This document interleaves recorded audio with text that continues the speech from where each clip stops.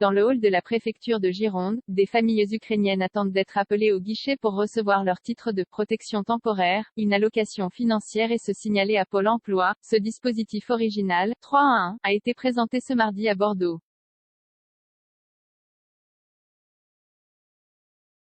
Il va permettre d'enregistrer les quelques 11 000 déplacés attendus sous peu en Nouvelle-Aquitaine, a expliqué la préfète Fabienne Boutchot.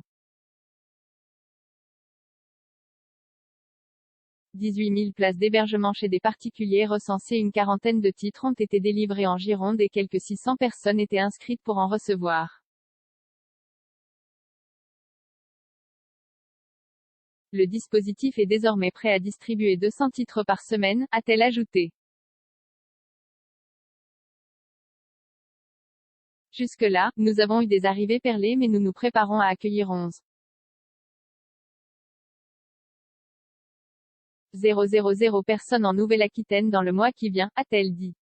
18 000 places d'hébergement chez des particuliers ont été recensées dans la région, dont près d'un quart en Gironde.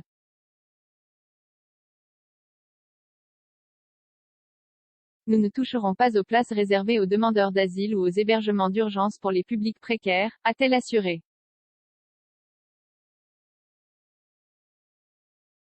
À leur arrivée en autocar, ces Ukrainiens seront d'abord orientés vers des hubs d'environ 200 places à Bordeaux, Poitiers et Limoges. Au maximum 48 heures plus tard, ils seront répartis dans une trentaine de SAS d'environ 50 places, internats ou centres de vacances, par exemple, répartis dans les 12 départements de la région. Puis une semaine plus tard, ils poseront leurs valises dans des logements offerts par des particuliers et des institutions, via l'association France Horizon. 700 € par mois pour une famille de 2 adultes et 2 enfants depuis lundi. La préfecture réserve tous les après-midi de la semaine à l'enregistrement des déplacés déjà arrivés, souvent par leurs propres moyens, selon la préfète.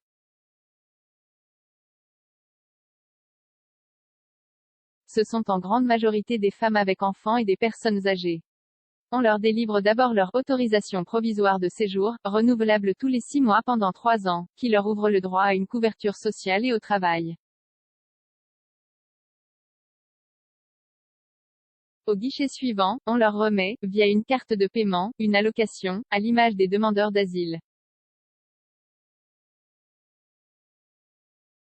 Soit, environ 700 € par mois pour une famille de 2 adultes et 2 enfants, selon Fabienne Boutchot.